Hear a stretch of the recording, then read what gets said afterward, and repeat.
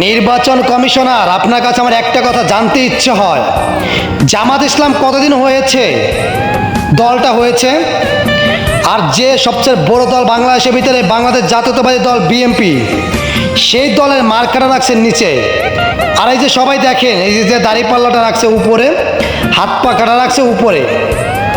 আর যে বাংলাদেশের ভিতরে সবচেয়ে বড় দলটা ধানের শীষের কাটা, সেই মার্কাটা রাখছে নিচে।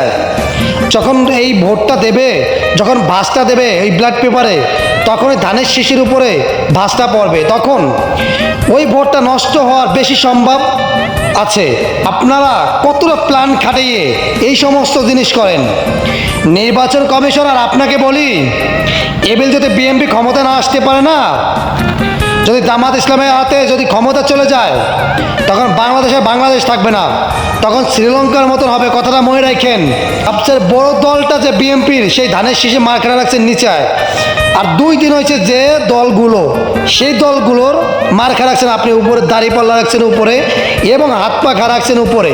আর ধানের শীষে মার্কা এমনভাবে ছোট করে রাখছেন যে নতুন যারা ভোটার তারাও খুঁজতে ভোটটা দেবে, তখন সেই ভোটটা নষ্ট হওয়ার বেশি সম্ভব আছে। এমন জায়গা আপনি রেখেছেন। আপনার দেশবাসীরা সবাই দেখেন আর সবাই এদের প্রতিবাদ জানান।